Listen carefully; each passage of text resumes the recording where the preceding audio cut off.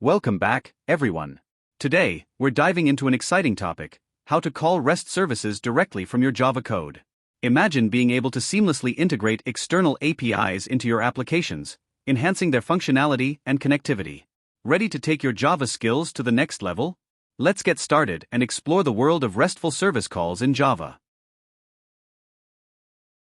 Up until now, we've been calling REST service APIs using Postman. But what if we need to call another REST service from within our Java code? How do we do that?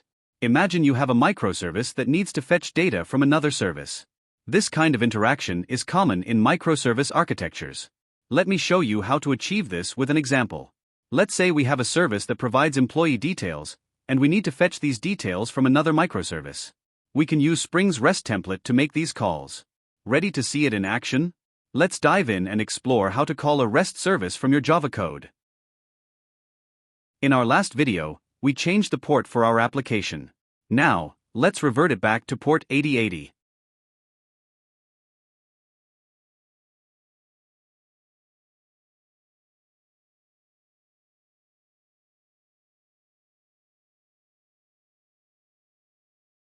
Start the application.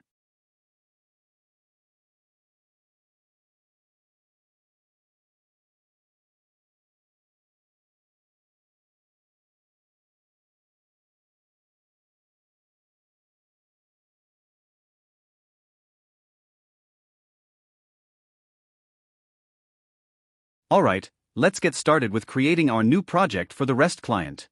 Follow along with me. Open your browser and go to start.spring.io.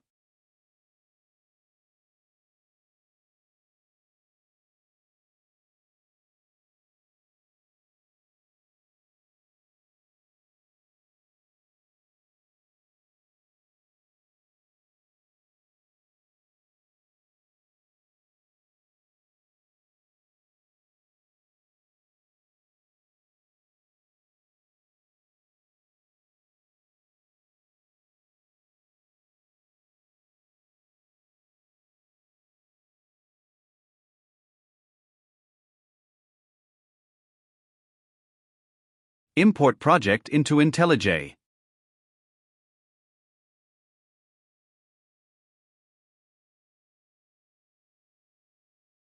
Now, let's dive into the exciting part: writing the client code for our REST client service. We're going to call the getEmployees API from our employee service.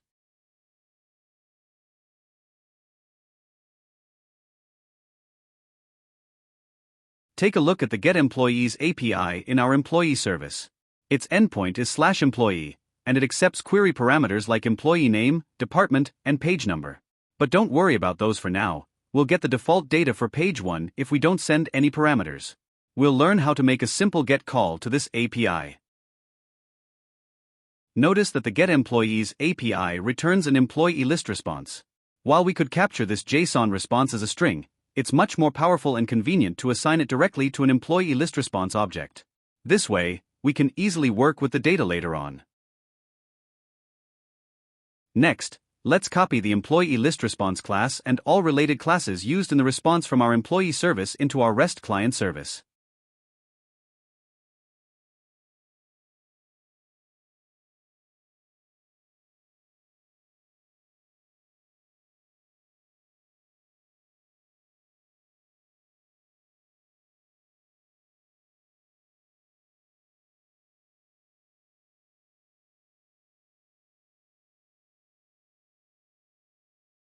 Now that we've set up our employee list response and related classes, it's time for the exciting part: making the REST API call.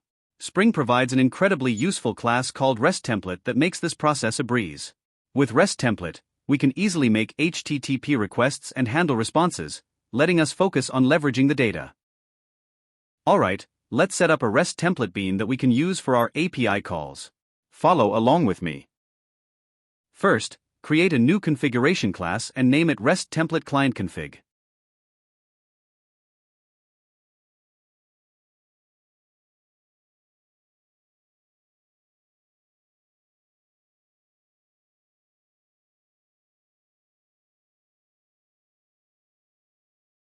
In this class, we'll define a REST template bean that takes a REST template builder as an input. This will allow us to build and configure our REST template efficiently.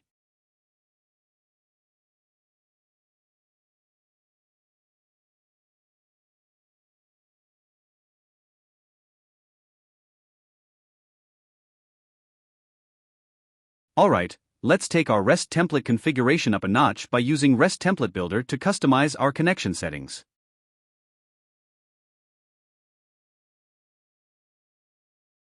One of the powerful methods in RestTemplate Builder is setConnect timeout. Imagine you're trying to connect to a service, but it's taking forever to respond. Without a proper timeout, your application could hang indefinitely. That's where setConnect timeout comes in handy. Let's set a connection timeout of 1000 milliseconds, 1 second for now. This means that if our service doesn't respond within 1 second, the connection attempt will be aborted, keeping our application responsive. In real-world applications, you might want to fetch this value from your configuration to make it easily adjustable. But for now, we'll hardcode it to 1000 milliseconds to see how it works. Great! Now that we've set the connection timeout, let's move on to another important configuration, setRead timeout. Just like setConnect timeout helps with establishing a connection, setRead timeout ensures that we don't wait forever for the server to send back a response once the connection is established. Imagine your service is taking too long to send data back. setRead timeout will help us handle such scenarios gracefully. Let's set a read timeout of 1000 milliseconds, 1 second for now. This means that if our service doesn't send back a response within 1 second after establishing a connection, the read attempt will be aborted. The final step, calling the build method to get our REST template object. Now, let's create our REST client class, where we'll define a method to make GET calls.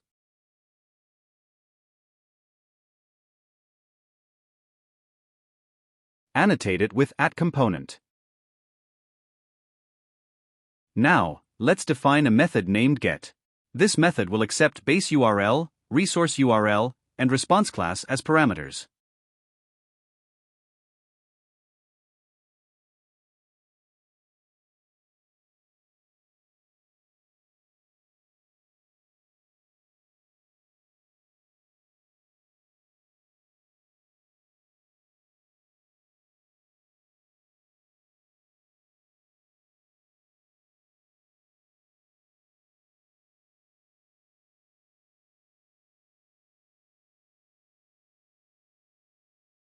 The base URL is typically your domain URL, like http://localhost 8080/employee service.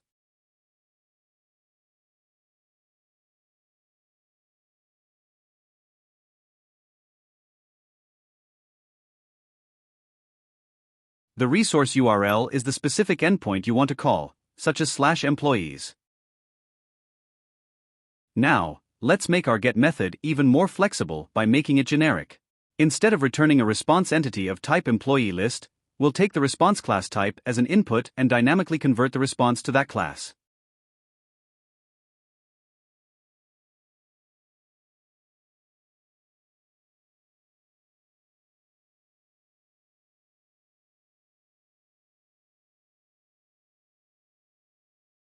Inject the REST template bean we created earlier into this class so we can use it for making API calls.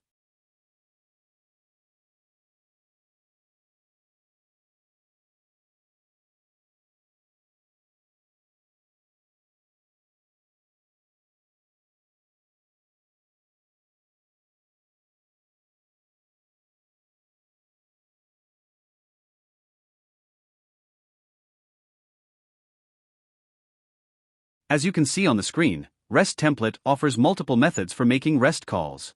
Two of the most powerful ones are getForEntity and getForObject. GetForObject method takes the URL and the class type as inputs. It fetches the response from the API, converts it to the specified class type, and returns that object. It's straightforward and perfect for when you only need the data itself. GetForEntity method is a bit more powerful. It not only takes the URL and class type but also returns a response entity object. This response entity includes the response data, the HTTP status code, and headers. It's great for when you need to know more about the HTTP response, such as status codes for error handling or custom headers. Imagine having the flexibility to choose exactly what you need for your application. Need just the data? Get for object has you covered. Want the full HTTP response context? Get for entity is your go-to. We'll use get for entity to make our API calls dynamically. This way, we get both the response data and the status code, giving us a complete picture of the API call's outcome.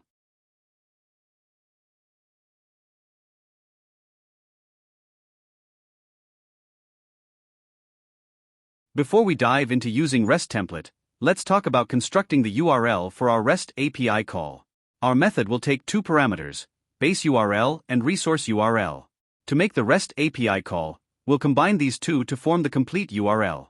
For example, if our base URL is http://localhost 8080/employee service and our resource URL is /employees, combining these will give us the full URL, http://localhost 8080/employee service/employees.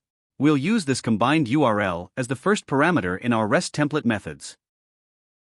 Next, we need to specify the response class type. This parameter defines the type of the response we expect from the API. By providing the response class, we can directly map the JSON response to the appropriate class type in our Java code. Alright, let's continue by creating another class to manage our employee-related services. Create a new class and name it Employee Service. Annotate this class with @service. Great! Now that we have our employee service class set up, let's inject the REST client into this class so we can use it to make our API calls. Additionally, we'll inject the base URL for the employee service from the application.properties file.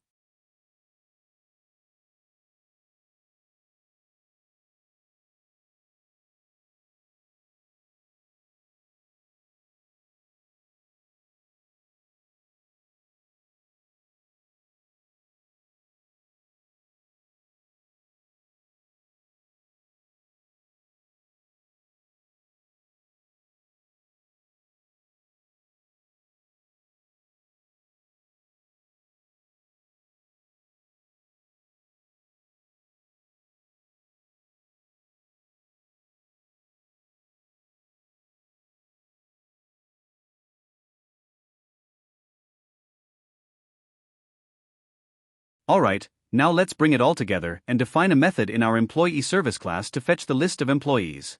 Create a method called getEmployees.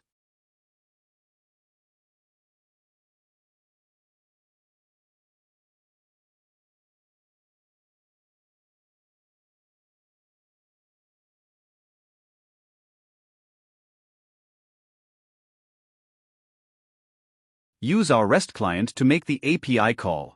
We'll pass in the base URL, the /employees endpoint as the resource URL directly within the method, and employee list response.class as the response type.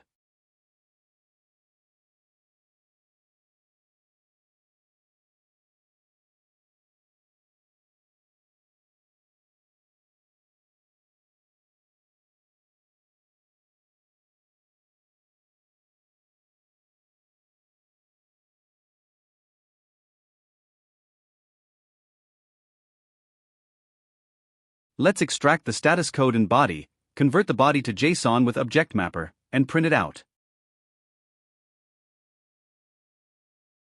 Extract the status code and print.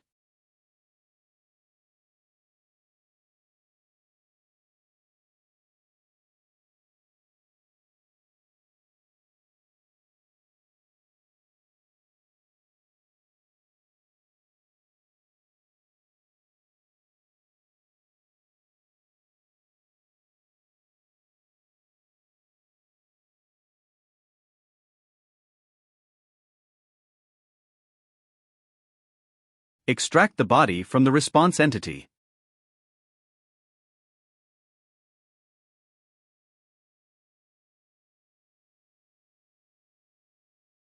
Convert the response body into a JSON string using object mapper to make it easily readable.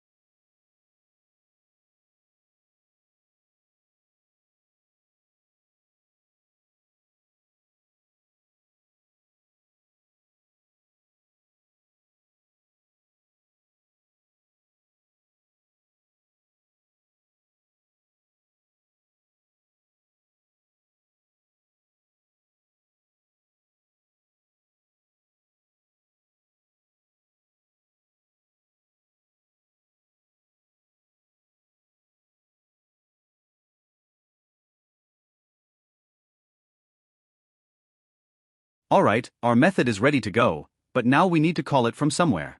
We have two options: either create another REST API to call it, or simply call it from the main method for testing purposes. To keep things simple and quick, let's call it directly from the main method.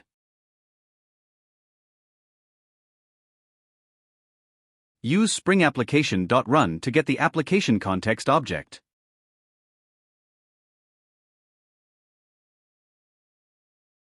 Make sure to import only org.springframework.context.application context. Use this application context to fetch the employee service bean.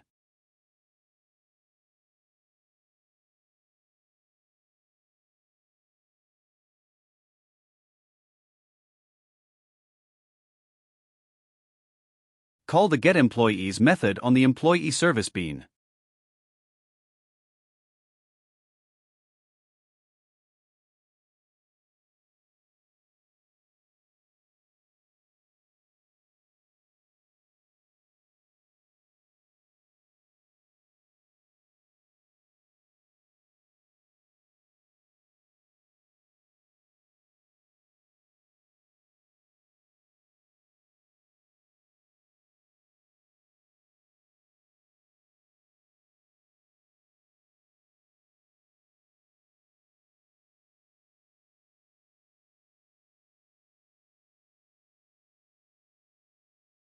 Now let's make sure we have our base URL configured correctly in our application.properties file. We are injecting it into our employee service class using employee.service.baseURL. Add the property employee.service.baseURL and set it http://localhost 8080/employee service.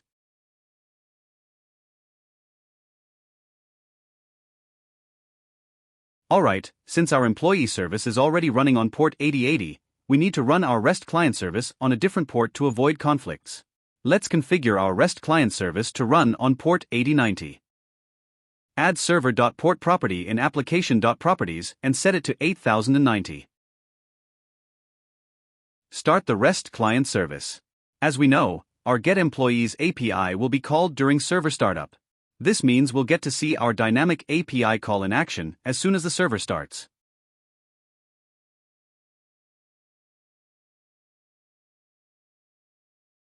Oops, it looks like we're getting an error, URI not absolute. This happens when the URL we're using for the API call isn't complete or properly formatted.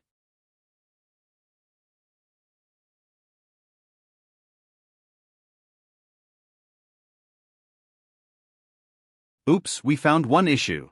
We used resource URL as employees, but the actual endpoint is employee. Now, let's try starting the application again.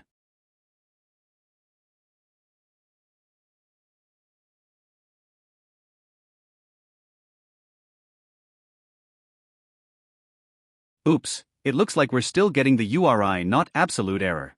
This means there's still something off with our URL construction. Alright, to get to the bottom of this, let's print out the constructed URL in the logs and see exactly what it looks like. Now, let's restart the application and check the logs to see what the URL looks like. Alright, it looks like the URL in the logs shows the property name instead of the actual value. This means there's an issue with how we're injecting the value from the application.properties file. Let's double-check our code to ensure we're correctly using the @value annotation to inject the base URL property.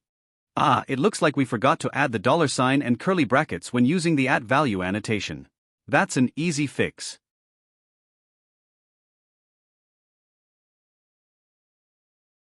Now, let's restart the application.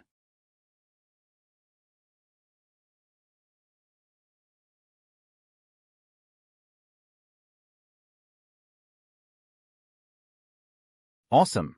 This time, you can see in the logs that our URL is correctly printed. We also printed the response status, which is 200 OK, indicating our call to the employee service was successful.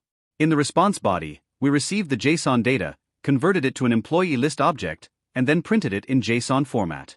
As you can see on the screen, we got the data for page 1, just like we did in Postman. We didn't send any query parameters, so it defaulted to page 1. Everything is working perfectly. Great job, everyone. Now, our REST client service is successfully calling the employee service and handling the response seamlessly. To summarize, we successfully set up our REST client service to call the employee service, handled the response, and printed the data. Our URL was correctly constructed, and we got the expected 200 OK status with the right data. Thank you for following along. If you enjoyed this video, please subscribe and hit the notification bell so you don't miss any updates. In the next video, we'll learn how to send query parameters with our REST API calls. Stay tuned.